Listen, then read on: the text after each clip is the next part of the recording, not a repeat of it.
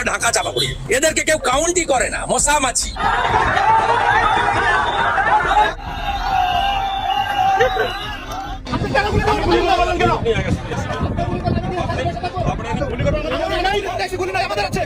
দর্শক, আন্তর্জাতিক ভূ রাজনীতির দাবার বোর্ডে এখন শুরু হয়েছে এক ভয়ঙ্কর স্নায়ুক্ষয়ী লড়াই। গত ২০-২৫ দিন ধরে ভারতের রাজনৈতিক অঙ্গন থেকে বাংলাদেশের দিকে উড়ে আসছে একের পর এক আগ্রাসী হুমকি। পশ্চিমবঙ্গের নতুন মুখ্যমন্ত্রী শুভেন্দু অধিকারী অত্যন্ত কড়া হুঙ্কার দিয়ে বলেছেন, মাত্র ৪৫ দিনের মধ্যে কাঁটা তার ঘিরে ফেলা হবে গোটা বাংলাদেশ।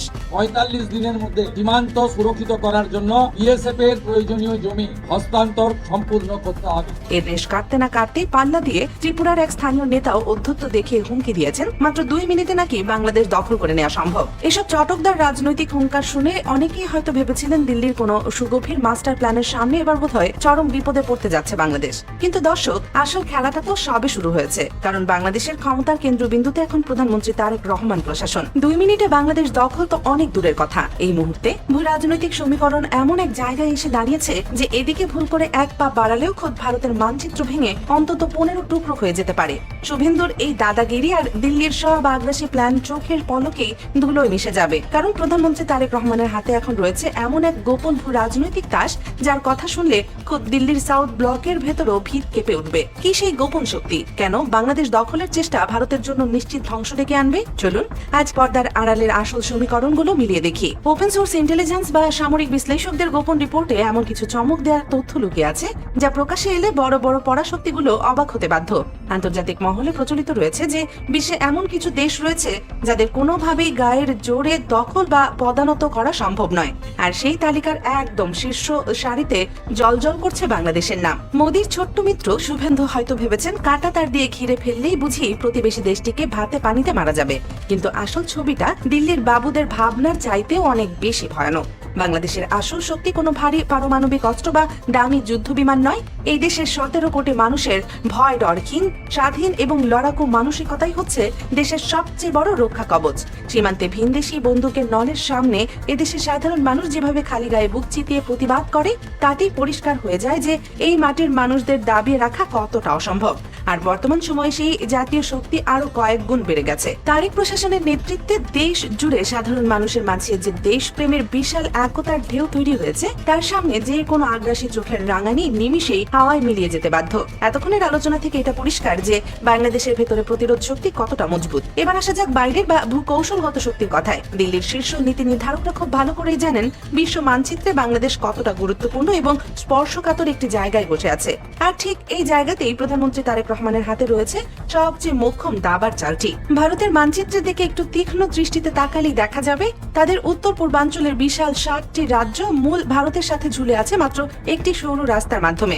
সামরিক ভাষায় যাকে বলা হয় শিলিগুড়ি করিডোর বা চিকেন স্নেক। মাত্র ২২ কিলোমিটার চওড়া এই সরু পথটি হলো গোটা ভারতের সবচেয়ে বড় দুর্বলতা এবং তারেক প্রশাসনের সবচেয়ে বড় স্ট্র্যাটেজিক ট্রাম্প কার্ড।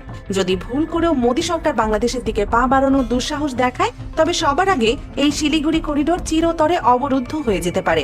আর এই সরু পথটি কাটা পড়া মানেই পুরো উত্তর পূর্বাঞ্চলের সাথে দিল্লির যোগাযোগ পুরোপুরি ও চিরতরে বিচ্ছিন্ন হয়ে যাওয়া।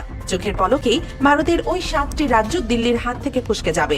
আর এমন মারাত্মক সামরিক ফাঁদে পা দেওয়ার সাহস খোদ দিল্লির বড় বড় সেনাপতিদেরও নেই। বাংলাদেশের এই ভৌগোলিক অবস্থানটাই ভারতের গলার সবচেয়ে বড় কাঁটা।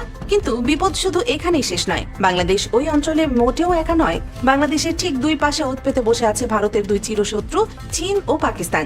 বেইজিং এবং ইসলামাবাদ শুধু একটা মোক্ষম সুযোগের অবস্থায় প্রহর গুনছে।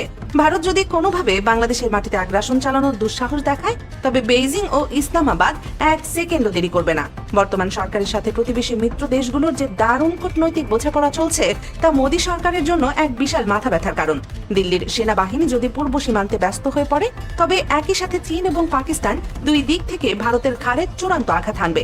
তখন একসাথে দুই ফ্রন্টের রক্তক্ষয়ী যুদ্ধ সামলাতে গিয়ে মোদী প্রশাসন একেবারে দিশেহারা হয়ে পড়বে। আর এই ত্রিমুখী ফাঁদে ভারতের ভেতরের অবস্থাও হবে দেখার মতো। ত্রিপুরার সেই পার্টি নেতা হয়তো ২ মিনিটে বাংলাদেশ দখলের দিবা স্বপ্ন দেখছেন, কিন্তু বাস্তবের মাটিতে এমন দুঃসাহস দেখালে খোদ ভারতের অভ্যন্তরীণ মানচিত্রই আর আস্ত থাকবে না।